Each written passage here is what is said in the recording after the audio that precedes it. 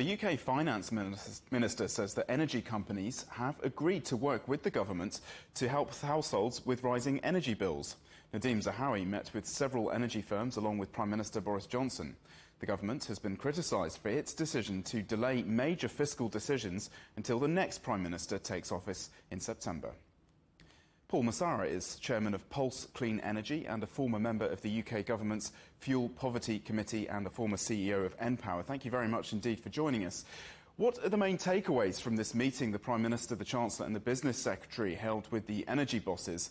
Were higher windfall taxes for their company's profits on the table? I think really this was a conversation about what they could do together, and I didn't really expect much to come out of this. Because, as you rightly say, we're waiting until the leadership election for the next Prime Minister, which should be concluded in early September. And until then, I guess civil servants and ministers will be drawing up options for the new Prime Minister to look at. But I think whatever happens, there will need to be some further action to help those people most in need. And there will need to be some fiscal support and some funds to help them reduce the bills, because we're seeing bills go up from 2,800 now to forecast to go to 3,200 in October and 4,200 in January next year.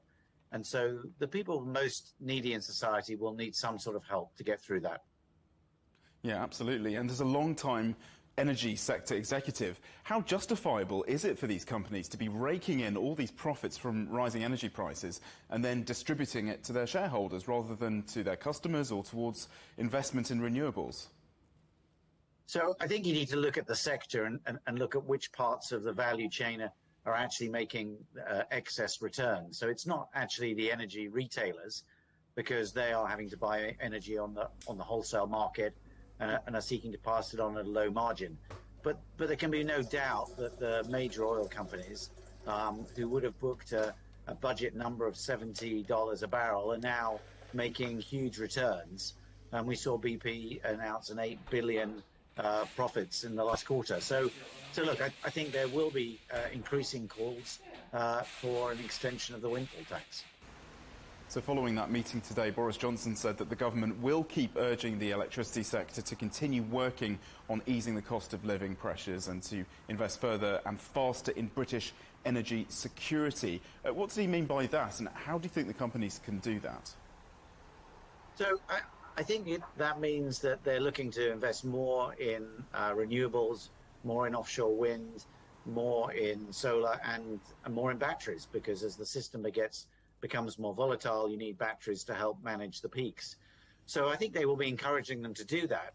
But in reality, most of the major companies already have large programs, and there are constraints in terms of getting hold of wind turbines, of batteries and connections to the grid. So there's only a certain speed you can run at. And yes, they're going to commit to doing more, but the reality is deploying that capital takes a long time.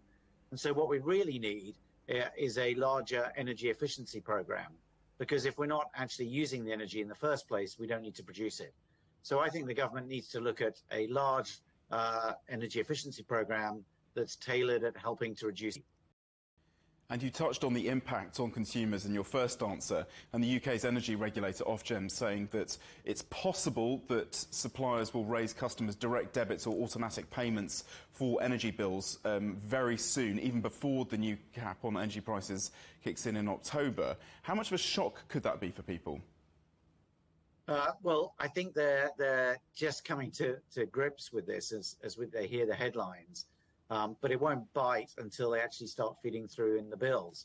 Now, typically in the UK, what the energy suppliers do is they take an annual monthly amount, and that means that during the summer, when you're not using as much energy, you build up a credit so that in the winter you can run down the credit first, and that smooths the balance.